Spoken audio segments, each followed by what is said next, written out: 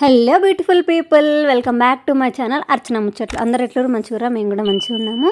నేనైతే సప్త శనివారాల వ్రతం చేస్తున్నా. ఇది 3వ వారం నాది.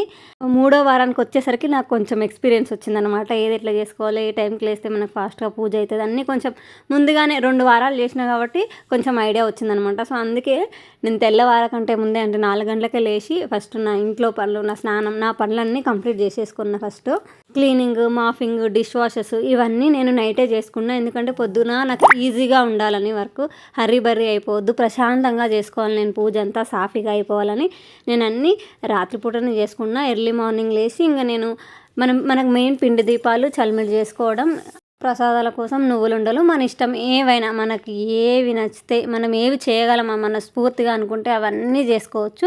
ఒక్కొక్క వారం ఒక్కొక్కటి పెంచుకుంటూ కూడా చేసుకోవచ్చు, అది మన ఇష్టము, మన ఓపిక. సో నేనైతే ఫస్ట్ నుంచి ఇవే చిమ్లీ ఉండలు మీద చేస్తున్న ప్రసాదానికి. కొంచెం చలిమిడి కూడా, పంచామృతాలు, పానకము, వడపప్పు ఇవి చేసుకుంటున్నాను నేను ప్రసాదాలకు. అట్లనే ఫ్రూట్స్ ఎలాగో 5 రకాల ఫ్రూట్స్ ఉంటాయి కాబట్టి 5 రకాలు లేకపోయినా 2 అరటి పండ్లు, మనకి ఇంకొక ఫ్రూట్ ఏదైనా సరిపోతుంది. పిండి దీపాలు ఎట్లా చేసుకోవాలి, చిమ్లీ ఉండలు ఎట్లా చేసుకోవాలి, ఇవన్నీ నేను లాస్ట్ వీడియోలో షేర్ చేసినా కదా. సో ఈ వీడియోలో ఏం చెప్దాం అనుకున్నా అంటే, కామెంట్స్ వచ్చినాయి అనమాట నాకు. ఆ కామెంట్స్కి రిప్లై ఇస్తాను నేను. ఉపవాసం ఎప్పటిదాకా ఉండాలి, ఈవినింగ్ మళ్ళీ దీపం పెట్టుకుంటాం కదా మనం వెంకటేశ్వర స్వామి. ఈ శనివారం పూజ చేసుకున్నప్పుడు మార్నింగ్ పూజ అయిపోతుంది కదా, మళ్ళీ ఈవినింగ్ కూడా పూజ చేసుకుంటాం అన్నట్టు మామూలుగా. సో అప్పటిదాకా ఉండాలి ఉపవాసం అంటే మీ ఓపిక అండి. నేను ఏమీ తినకుండా ఈవినింగ్ వరకు నేను ఉండగలుగుతా అని మీరు అనుకుంటే ఉండొచ్చు, లేదు ఉండలేను అనుకుంటే ఫ్రూట్స్, పాలు తాగైనా ఉండొచ్చు. లేదు అట్లా కూడా ఉండలేను అనుకుంటే, ఇప్పుడు నాకు లో బీపీ, నేను అసలు తినకుండా ఉంటే నేను ఎక్కడ పడిపోతానో కూడా నాకు తెలీదు. సో నేను ఏం చేస్తాను అంటే, పొద్దున నేను పూజ అయ్యేంత వరకు మాత్రమే నేను ఏం తినను. ఆ తర్వాత మామూలే ఇంకా రోజులాగానే మార్నింగ్ టిఫిన్, మధ్యాహ్నం లంచ్, నైట్కి డిన్నర్కి ఏదో ఒకటి చేసుకొని తినడము. అట్లా సాయంత్రం మాత్రం మళ్ళీ ఈవినింగ్ స్నానం చేసుకొని మళ్ళీ పూజ చేసుకున్న తర్వాతనే తింటాను అనమాట.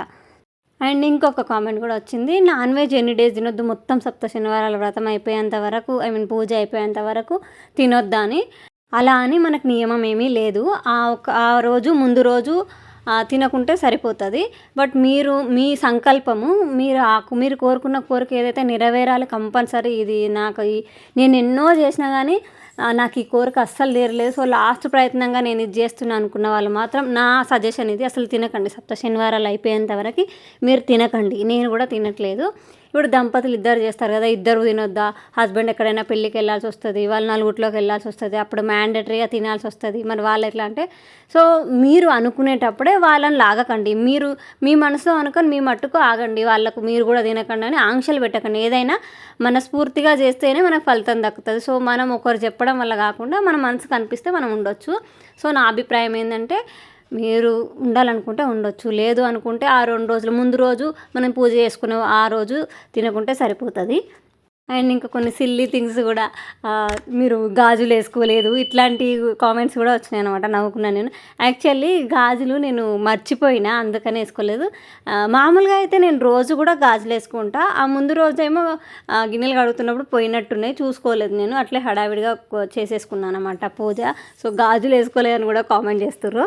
కొంచెం ఏదైనా పనికి వచ్చే కామెంట్ చేయండి, దానివల్ల ఒక నలుగురికి ఉపయోగపడాలి. అట్లాంటి కామెంట్ ఏదైనా చేయండి ఈసారి నుంచి. నేను మా 2వ శనివారం పూజ చేసుకునేటప్పుడు ఏం చెప్పినా, ఈసారి పూజకి మా వారు కూడా లేరు, పిల్లలు లేరు, నేను ఒక్కదానే చేసుకున్నా అనుకున్నామా మనం. అంతే, ఈ వారానికల్లా పిల్లలు వచ్చేసారు, పిల్లలు ఊరు నుంచి వచ్చారనమాట. సో పిల్లలు నేను అందరం కలిసి సకుటుంబ సపరివార సమేతంగా ఆ వెంకటేశ్వర స్వామి పూజ చేసుకున్నాం అన్నట్టు. నాకైతే మంచిగా అనిపించింది. మొత్తం ఫ్యామిలీ అంతా కూర్చొని చేసుకుంటే ఆ ఫెస్టివ్ వైబ్ వస్తుంది కదా, అట్లా అనిపించింది అనమాట. మేము ఇట్లా అందరం కూర్చొని వినాయక చవితికి వినాయకుని పూజ చేసుకుంటాం అనమాట. అది గుర్తుకొచ్చింది నాకైతే.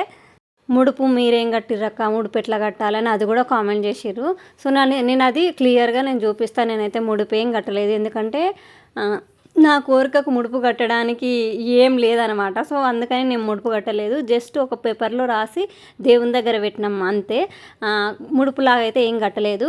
అండ్ ఇంకొక థింగ్, నేను ముడుపు కట్టకపోవడానికి మెయిన్ రీజన్ ఏంటంటే, ముడుపు కడితే ఆ ముడుపు తీసుకెళ్ళి మనం తిరుపతిలో వెంకటేశ్వర స్వామి హుండీలో వేయాలనంట. సో మేము వెళ్ళమా ఇదంతా మాకు తెలియదు. ఎందుకంటే ఇప్పుడు పిల్లలు ఉన్నారు కాబట్టి, వచ్చేది వర్షాకాలం కాబట్టి మనకు ప్రీ బుకింగ్ చేసుకోవాలి. పిల్లలు ఉన్నారు కాబట్టి మేము ఎప్పుడు వెళ్తామో ఏందో మాకేం తెలియదు. సో ముడుపు కడితే ఖచ్చితంగా తిరుపతి వెళ్ళాలి కాబట్టి నేను అందుకోసానికైనా నేను ముడుపు కట్టలేదు. మీరు వెళ్తాం, మేము వెళ్ళగలుగుతామని మీకు హోప్ ఉంటే మీరు కట్టుకోండి. నేను ఏదైనా షార్ట్ వీడియోలో చెప్తాను ముడుపు ఎట్లా కట్టుకోవాలనేది. అండ్ ఈసారి మీరు గమనిస్తే నేను వెంకటేశ్వర స్వామి ఫోటోకి తులసిది మాల వేసిన అనమాట, డైరెక్ట్ ఆకులు పెట్టకుండా. ఎందుకంటే ఈసారి అమ్మ వచ్చింది అన్నట్టు ఊరు నుంచి, సో అమ్మ కట్టించింది నాకు మాల. మొత్తానికి నా 3వ శనివార పూజ కూడా విజయవంతంగా ఇట్లా పూర్తయింది అన్నట్టు. ఈసారి ఇంకా మనసుకి ఇంకా ప్రశాంతంగా అనిపించింది, ఎందుకంటే పిల్లలు ఉన్నారు కాబట్టి ఆ లోటు లేదనమాట. లాస్ట్ టైం ఒంటరిగా చేసుకున్నా అనే ఆ ఫీలింగ్ లేదు.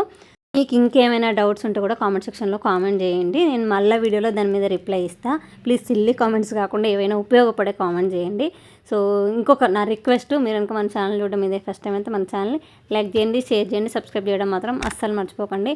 అండ్ నాకు ఆ రోజు వెంకటేశ్వర స్వామి ప్రసాదం కూడా దొరికింది, తిరుపతి లడ్డు మా ఆఫీస్ ఫ్రెండ్స్ ఇచ్చారనమాట. So that's it for the video. Govinda Govinda.